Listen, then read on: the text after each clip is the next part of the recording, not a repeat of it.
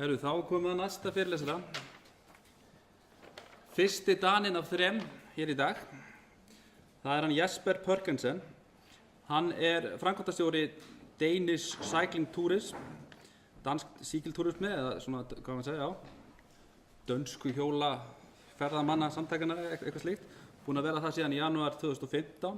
Hann búinn að vinna í 10 ár í ferðamennsku geira, sérstaklega í tengslum við hjólreiðar og hjólaferðamennsku. Hann þekki hvert krók og kima í þessu, en hann búinn að vinna í þessu mjög lengur heldur en hann búinn að vinna í þessu hvað? Byrjaði að vinna fyrir þýskan ferðaskrifstofu og búinn að vinna þessum verkefnastjóri og koma að þessum málum bara ansi víða. Danish Cycling Tourism hvað maður segja, sjálfseignarstofnun sem rekin bara af eigin fé og þeir svona að vinna í því að koma á nýjum ferðamennskuverkefnum og bara standa undir sér. Þannig og sjá í raun danska Eurovil og hjólaleiðakerfið. Þeir sváfu kannski, eins og við vita allir hvað æðislegt að hjóla í Danmörku, en það þarf líka að markaðsetta það. Og Jesper, hjertelig velkommen til Íslands. Nu skal du sige nogle ord om Danish Cycling Tourism. Han vil snakke på engelsk, selvfølgelig. Men jeg tror, vi alle forstår dansk. Ja. Tak. Tak. Velkommen. Do you have technical problems? No. Or shall I check? No, du måste gøre lidt sådan. Den vil han komme next day. Okay, but it's in the middle of the presentation, I think. Já. Þetta þarf að fara á byrjun. Þetta ekki á byrjun.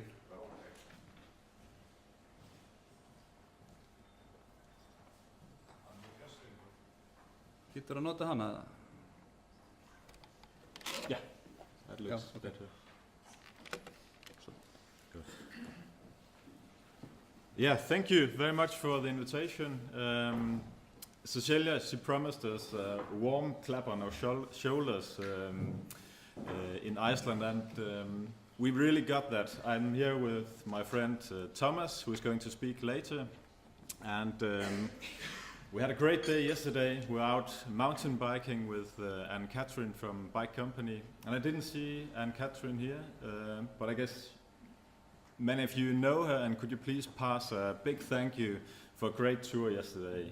We had a 2-3 hour mountain bike tour, and it was very nice. Coming from summer in Denmark, 25 degrees, up to Iceland, and it was raining and stormy, but it was a great tour. My name is Jesper, and I'm the manager of Danish Cycling Tourism, and I'm going to talk about cycling tourism in Denmark today. I have a quite long presentation. Cecilia gave me 45 minutes, so if you have questions when I'm talking, please come with them so that we can make it a bit more interactive. I have divided my presentation up into 4 topics. First, I'm going to talk about cycling tourism in general in Denmark and show you some images and also give you some data on cycling tourism. Then I'm going to talk a bit about the organization of cycling tourism in Denmark, what we have done in the recent years. The third chapter is about a vision for the development of cycling tourism in Denmark. And in the end, I'm going to talk a bit about activities and what we do. Please go to the first. 10 images of cycling tourists in Denmark. Here we see a group of friends near the second biggest city, Aarhus. You can pass to the next. We have 2 women. It's on the island of Bornholm. It's you know that when you see the two it's 2 smokeries. We have a family on the island of Fyn. It's more like a hardcore cycling touring family. Here we have the young guy in a breakaway.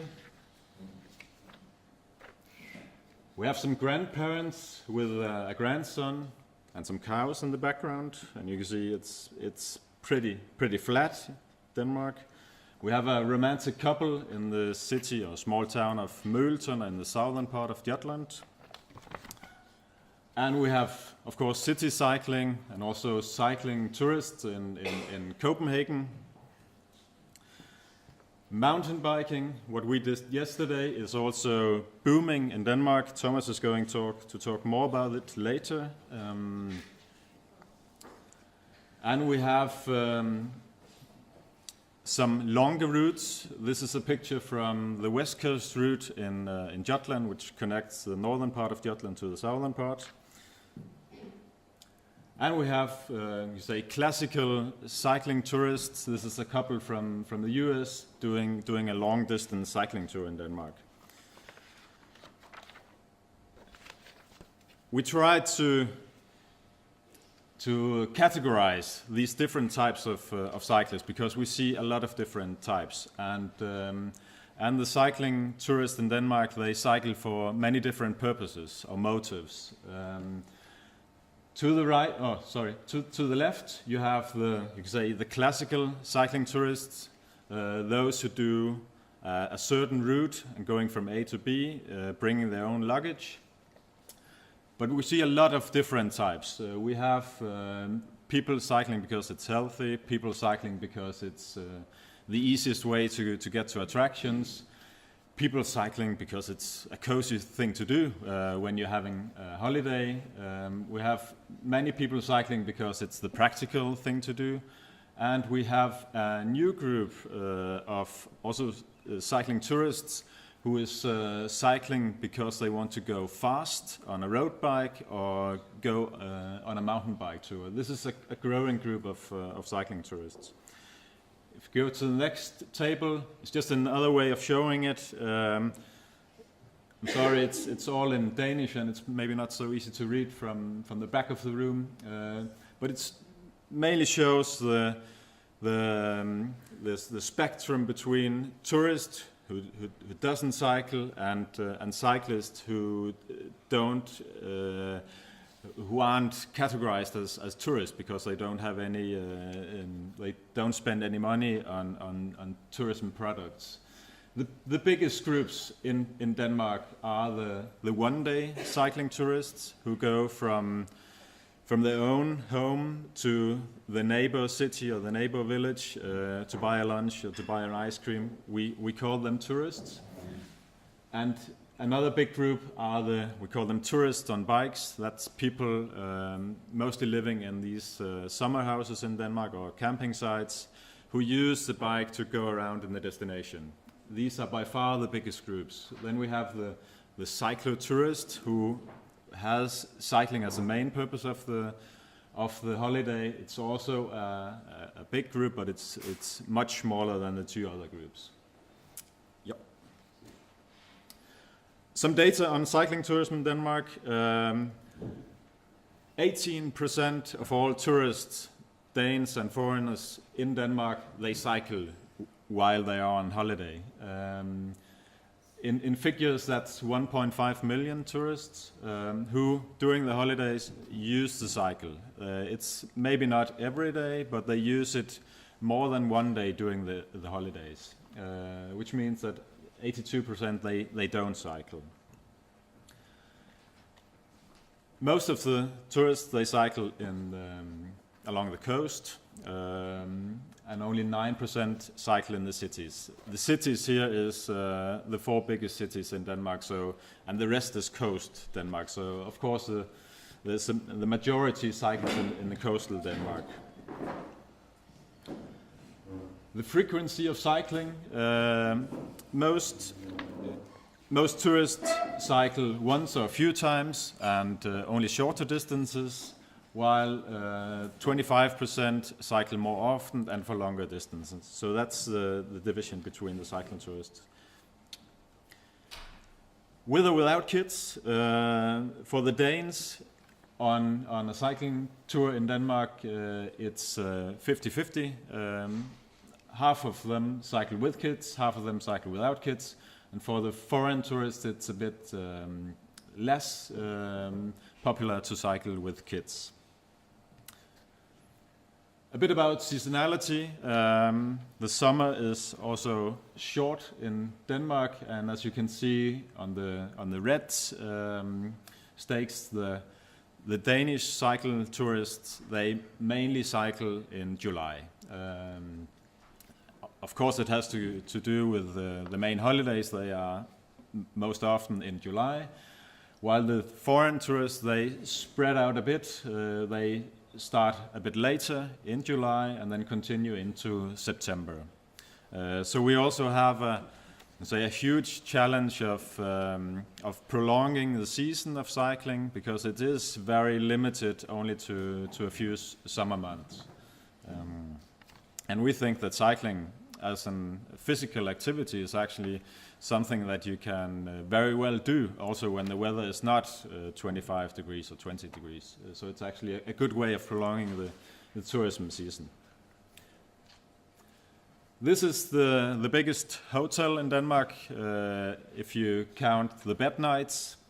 The summer houses or second homes, they amount to 7.4 million bed nights or guest nights a year. This is a figure from last year.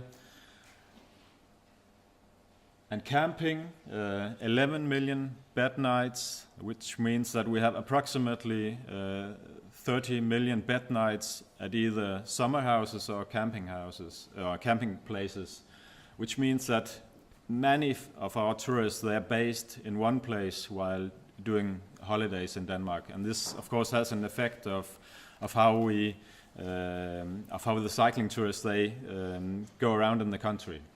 You can say the average stay in a summer house or a camping place is 7 to 10 days.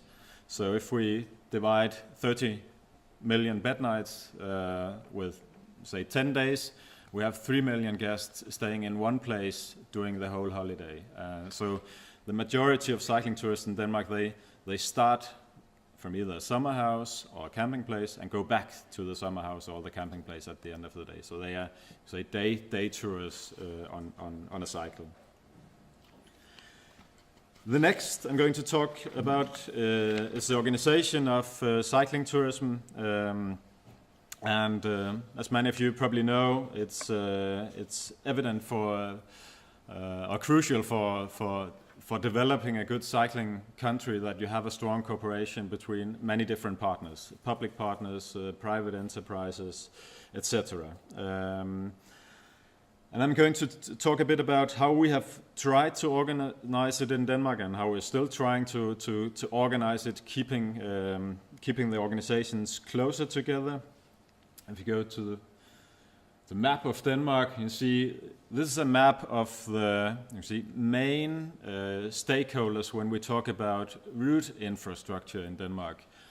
We have the Vejdirektorat, Vægvæsen, like you have it in Iceland, the Minister of Nature, and on the map you see 98 municipalities. Those 101 stakeholders are in charge of the main infrastructure. They are in charge of developing the routes, putting up the signposting, making sure that the surface is bikeable. And this was changed in 2007. Until then we had amter, regions, who were mainly in charge of the recreational infrastructure. And in 2007 we closed down the amter, had regions instead, and the responsibility of the route infrastructure passed on to the municipalities. So instead of having 14 amter, we now have to cooperate with 98 municipalities, which is a challenge. And if you see the next figure, we have tried to list all the stakeholders when we talk about cycling tourism in Denmark. Above we have the public entities, the ministries. We have 4 relevant ministries when we talk about cycling tourism. We have the Ministry of Transportation, the Ministry of Trade and Businesses, We have the Ministry of Environment and the Ministry of Culture. All these ministers, they have different departments which we also try to engage and cooperate with. Then we have the regions, we have the municipalities, we have different tourism organizations. So a lot of different public partners which in some or the other way has a role to play in cycling tourism.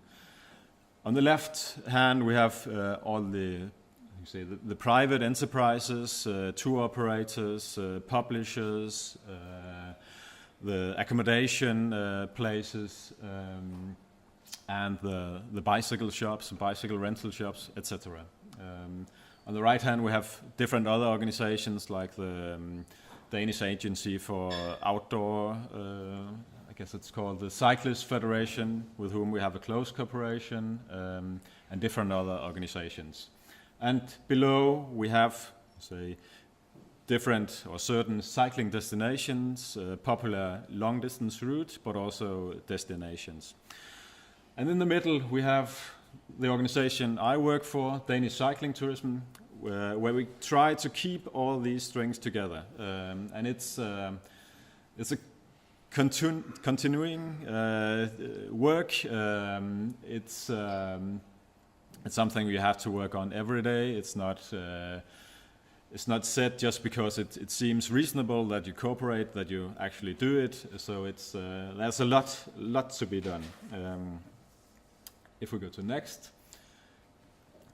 A bit about Danish Cycling Tourism, or Dansk Cykelturisme. It was established 2 years ago, based on a big cycling tourism project with many partners around the country.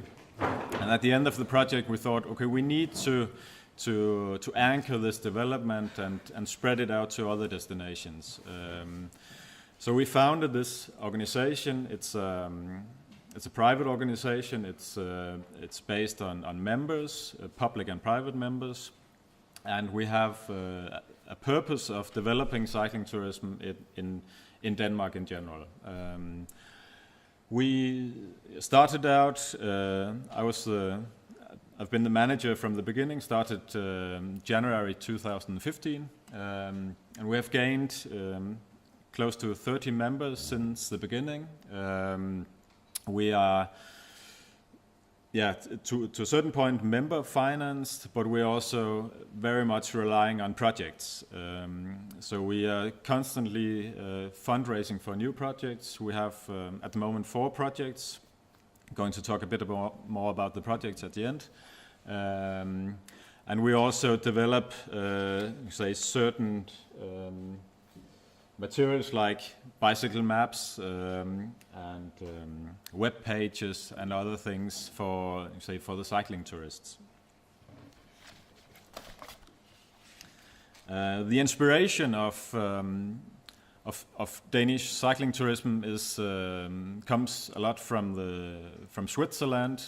We have looked deeply into Swiss mobility to see how they organize it in Switzerland, because in my opinion what they do in Switzerland, that's really an example to follow, even though they have completely different background, and they have a completely different financial background. They have a lot of money to work with. They had a lot of money to work with, so they had some possibilities that we don't have. But in the structure, it's much inspired by Switzerland. And we started out, so if we want to have people cooperating closer, we need to point in a direction. We can't just develop cycling tourism from day-to-day basis. We need some clear vision of what we're aiming at. So we started out developing this vision of the cycling country Denmark. If you go to next, it's on our webpage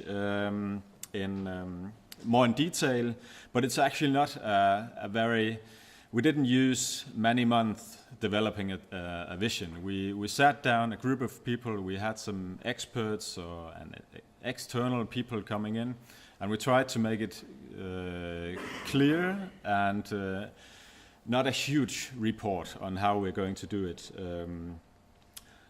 We actually started we started drawing a map, and this is my drawing, because even though the majority of our cycling tourists, they are based in a summer house or a camping place, we still see the long distance routes, of which we have 11 in Denmark, as the main backbone of the cycling tourism country.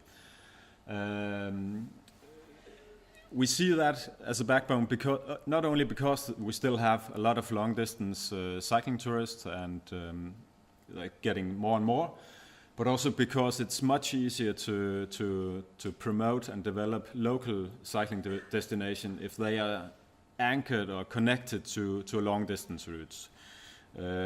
So the vision is really much based on the long distance routes.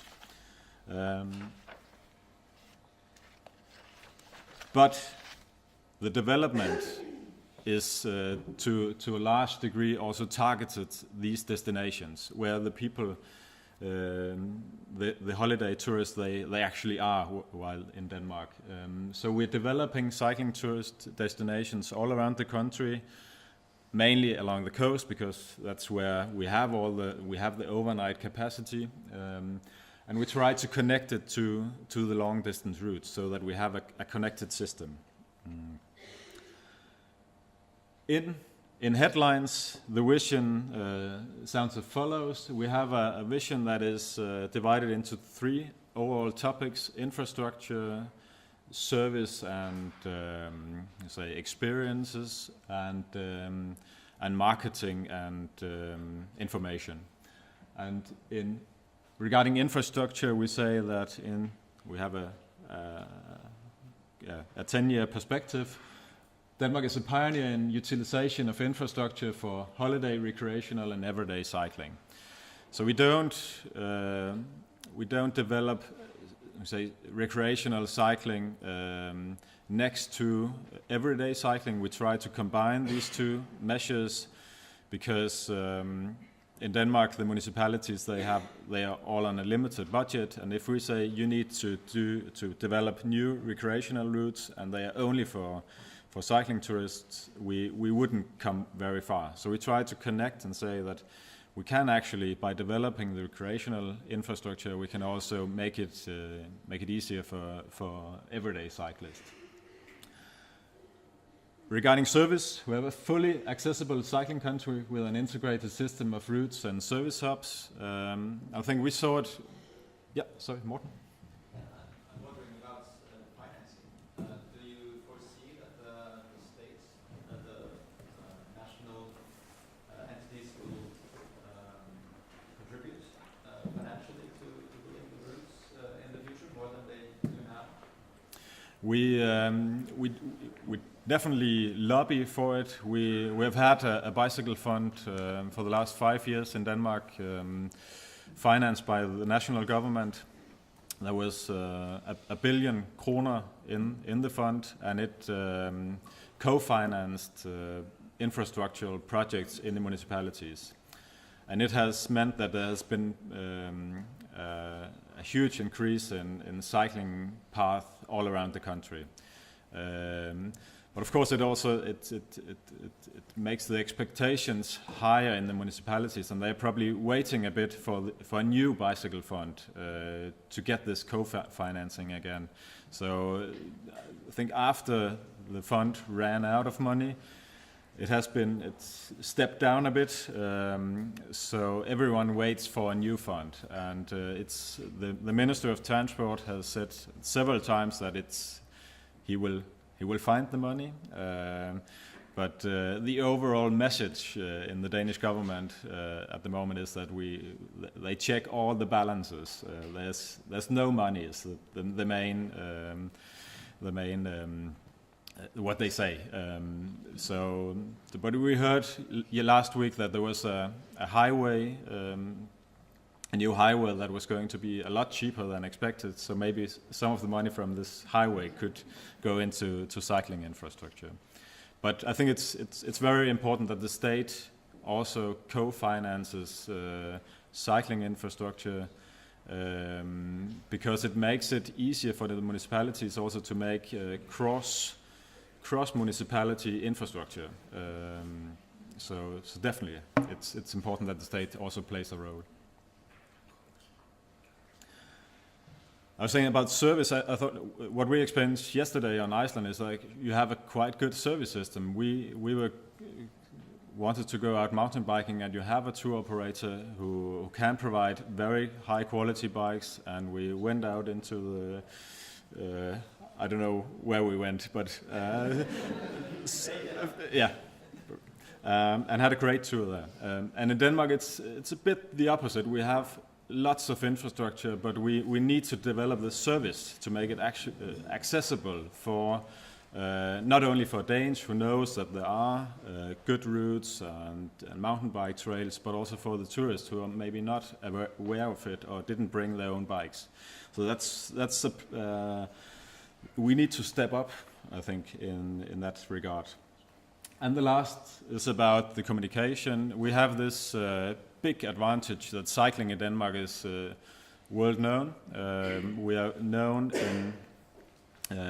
in New York as a cycling country. We're known in Asia as a cycling country, and it's cycling is part of the general marketing of Denmark. And it's typical when we see an article in an international newspaper that when it's about Copenhagen, that it's followed by a picture of people cycling. So that's a huge advantage. But we need to use this story and to have this system that actually makes it easy and accessible for tourists coming to Denmark. In the last part, I'm going to talk a bit about what we actually do. I already did show the new maps. We did 8 new regional maps of cycle routes in Denmark. It was a huge work to get the data from the municipalities. Often they didn't know they had routes. When they knew, sometimes they knew they had routes, but they didn't have any data on it. They maybe had some old maps where they had, with a pen, marked the routes, and we needed it digital. So it's been a huge work to collect all the data, and the maps aren't perfect. There are missing routes. There are routes that aren't signposted in realities, but I think it's the best. It's the best we can do for the moment. The maps, 2016, of course they need a digital platform as well. And we're going to develop a platform in the next half a year. We're going to base it on Naviki. I know, Morten, you know Naviki because you sent me a route made in Naviki. Naviki is a German system, and what is important for us is that we're buying a service, not a web page, because we don't want to own a web page. We have made some bad experiences when we own the web page and all the technical issues, and we can't keep on developing a web page regarding all the technical issues. So we're buying a service, and our work is to be content managers, to make sure that the web page has all the routes and descriptions and the good pictures of the routes. It will hopefully be alive and in use beginning of 2017. We're working on a big route project. In Denmark we have had national routes for more than 20 years. many of these routes, they are in desperate need of maintenance. There also needs to be looked carefully after whether the itinerary follows the best routes. So we're starting this process, and it's massive work because we have to talk to a lot of different municipalities and private enterprises has to also commit themselves to use and promote the route. We did it in a big project where both Thomas and I worked from 2012 to 2015 on the West Coast route and the Berlin-Copenhagen route. So we sort of know what needs to be done. And now we are looking at the Baltic Sea route. It's also part of the Eurovelo network. It's Eurovelo 10. And today it's an A to B route connecting West Denmark to East Denmark, and we're going to make a double loop, and it's actually looking like an 8 you had laid down, and which makes sense because it's National Route 8 in Denmark, and it's 900 kilometers. It's not without challenges. I can say the biggest challenge at the moment is to commit the municipalities to pay for signposting. It's not big money, but they need to find the money in a budget that is limited, and they need to take the money from something else, and that's a huge challenge. There, a national co-financing would be very welcome. It would make it a lot easier. We hope that this route will be ready sometime during 2017. But of course, along this route, when we have the long route, we're going to develop these local destinations, local routes connected to the long route, so that we also have the routes for the tourists who stay in one place. Another project, I think quite interesting project, is about reusing infrastructure. We say we have enough asphalt in Denmark. We have an increasing network of roads. I think it increased with 2,000 kilometers in the last 10 years. So the network gets longer and longer. While at the same time, more and more Danes, they live in cities.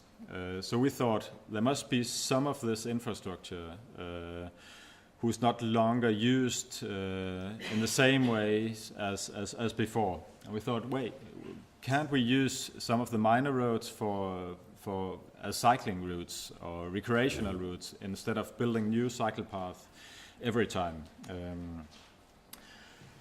And it's also not to copy what we have done with cars during 50 years, to build ever more dedicated roads only for cars. We don't want to make the same for cyclists, because we know when we do, and we have examples of super highways for cyclists in Denmark, it also encourages a certain type of cyclist who is maybe not so aware of other cyclists or other persons using the streets, pedestrians, example.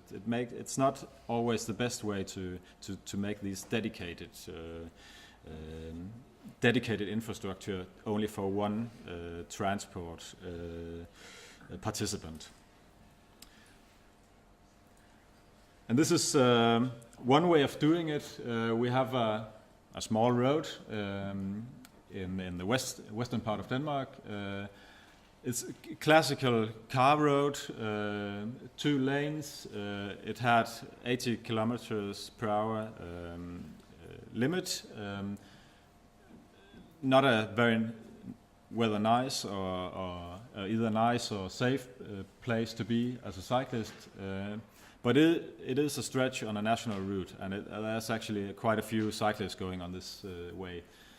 So the proposal is to make it into a shared road Delevej, where we have walkers, hikers, there are also horseback riders here, cyclists, to put down the speed limit to 60 kilometers per hour and say that when you overtake cyclists, pedestrians, horseback riders, you need to slow down even further. So this is one way, and then of course put up some signs that promotes this shared space. Go to next. Another way of doing it is actually to make a dedicated cycle path to the one side of the road. If the wide is big enough, it's actually possible. And there are other means of doing it. But the whole principle is about we have asphalt enough out there, and if we can find a way of using it smarter, we can do a lot more, or make a lot more recreational or everyday cycle infrastructure for much less money. Yep. This is what you're doing very good, I think, in Iceland. You have this service making Iceland accessible. It's probably also more important on Iceland than in Denmark because the nature is much more, you have much more of nature, and it's probably also a bit more inaccessible than the nature in Denmark. So you need the service, you need the tour operators to take people out in the countryside. But we do also need it in Denmark, and we are, I think we're lagging behind our main competitors in developing this service system, making it easy to go on a cycle tour. If you haven't planned it from back home, and if you aren't an experienced cyclist, it's about having good bikes for rental. It's about having luggage transfer. It's about having cyclist-friendly accommodation facilities. And we're working on it. We're working on it in the destinations for cycling tourism. We're working together with tour operators to make it more accessible. So, but it's a difficult task because it's the private businesses or it's private enterprises. They must see a business in it, and it with a short season. It's and maybe a small volume of guests in one destination. It is hard. It's not easy to figure out how to make a healthy business out of it.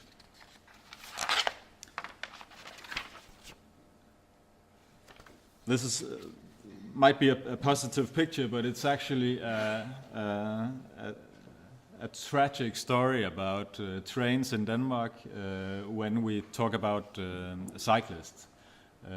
We have, for many years, have had a lack of investments in the railroad network.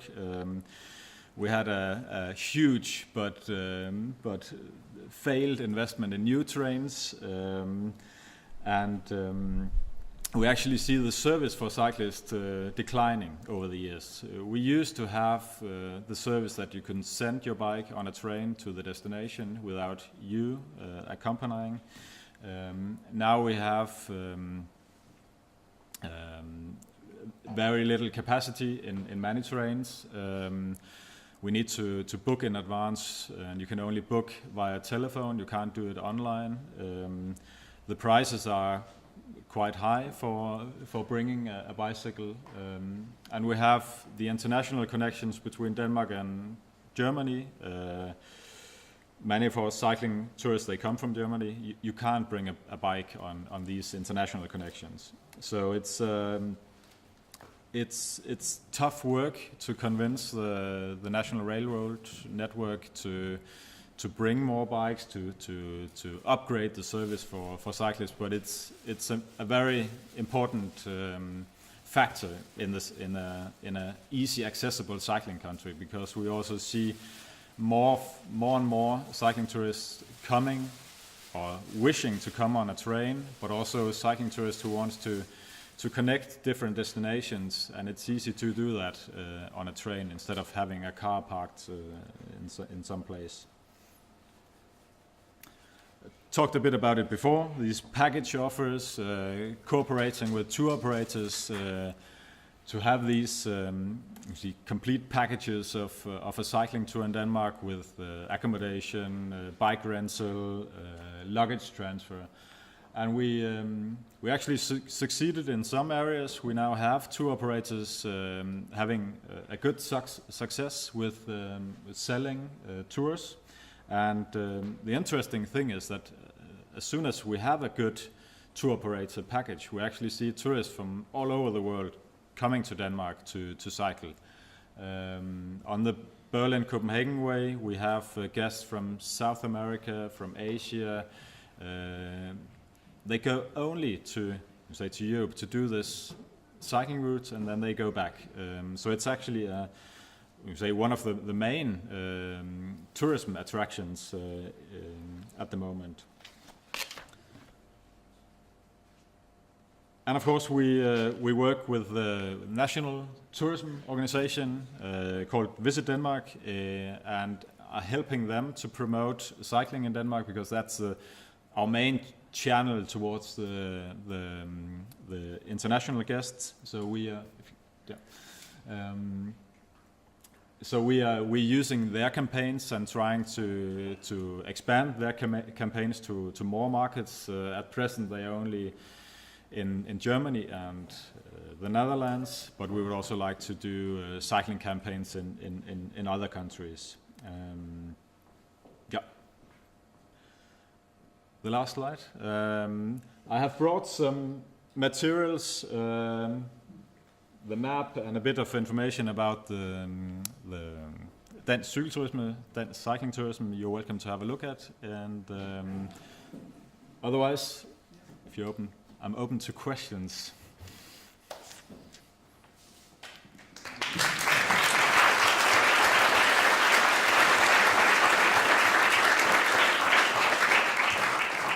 I'll allow 2 or 3 questions. Anyone? Okay. Yes, I was just asking,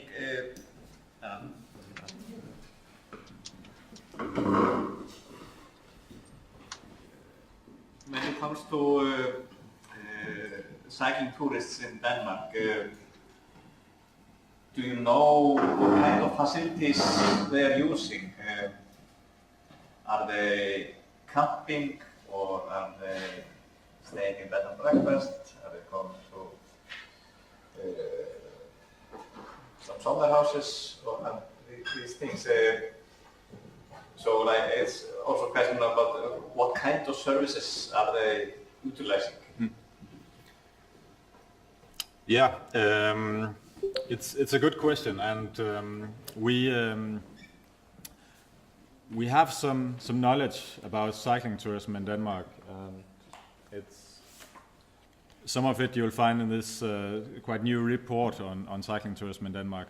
But the problem is that we haven't done a dedicated cycling tourism analysis. So what we know is from the general tourism investigations.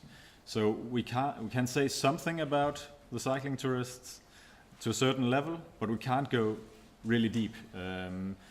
So whether they stay in bed and breakfasts, or prefer to stay in bed and breakfasts, or larger hotels, or in summer houses, we can only guess. So we are hoping to get the finance for a dedicated cycling tourism analysis to get more knowledge about the cycling tourism. But I think we see all kinds of types. We see the ones staying in hotels for a weekend, just doing day tours, loops. We see the classical campers going from one camping site to the next. We also have wild camping in Denmark, more and more of it, and it's in Denmark it's also allowed now. So we have the complete spectrum from the very primitive long distance tours to more high-end luxury packages where you stay in comfort hotels. But how many of each type, we can only guess.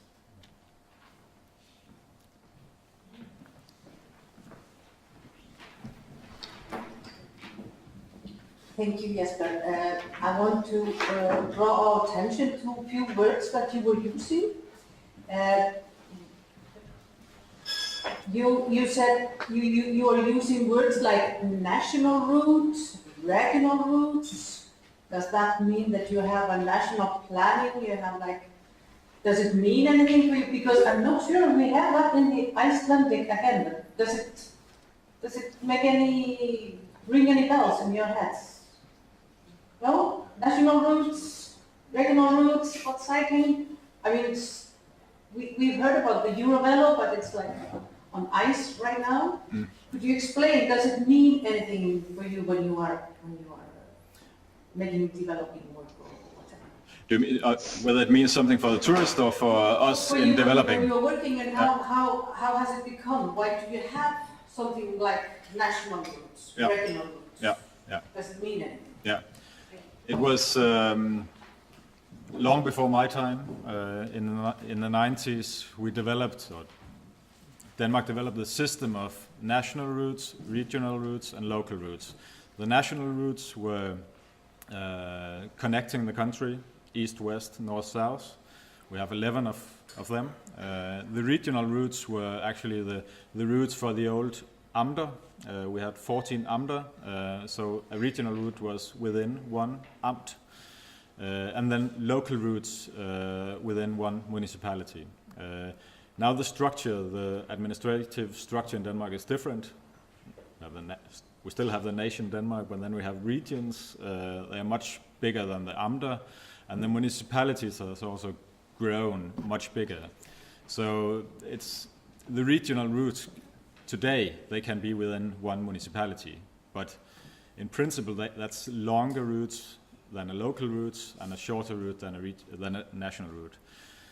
The problem with this system is that the national routes, they are coordinated by the road directorate.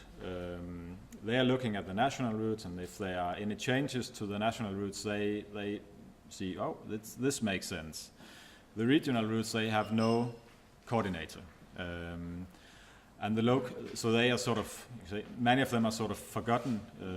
It's only when municipalities, they work together and say, we have to look at this route, develop it further, then something is done. And the local routes, that's a mixture. We have many new local routes being developed, but we also have lots of older local routes where the signposting is fading away and destroyed. So I would say the organization of the route infrastructure in Denmark needs to be stronger. We cannot have a network composing of national, regional, local routes where only the national routes are coordinated in general. We also need some sort of coordination for regional and local routes. Otherwise, the system is not connected. Yes, but can you say something about the idea behind the panorama routes targeting tourists?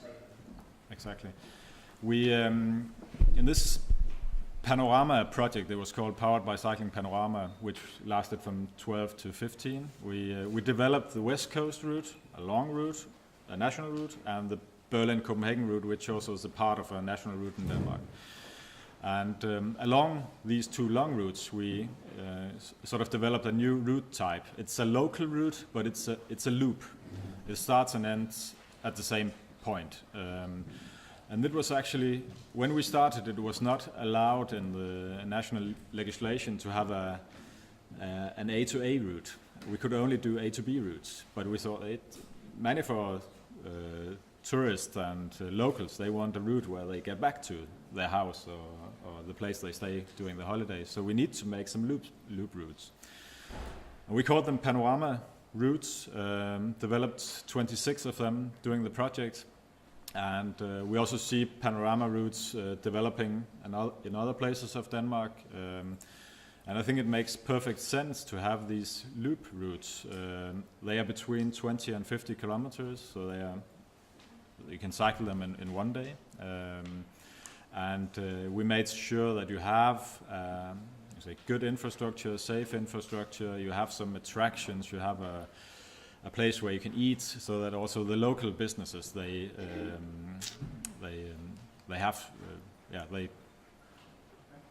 gain from it. One shot, are any of the signposts on English? Were they in English, the signposting? No. It's the signposting is it's relative simple. It's just actually it's just a blue sign with a bicycle and a number. So it's international in a way. And then sometimes we see the route name below, but not every sign. So it's a you can say it's a very it's more of a technical signposting than the signposting we see in say in Switzerland or other places and Germany where they work a lot with logos. We use numbers. It was developed by the whole complete system was developed mainly by engineers in the 19th. So it's also it maybe has this more technical look than what we see in Germany, for example. Yes, thank you very much. Thank you. Here we have a day tours in Iceland. Thank you.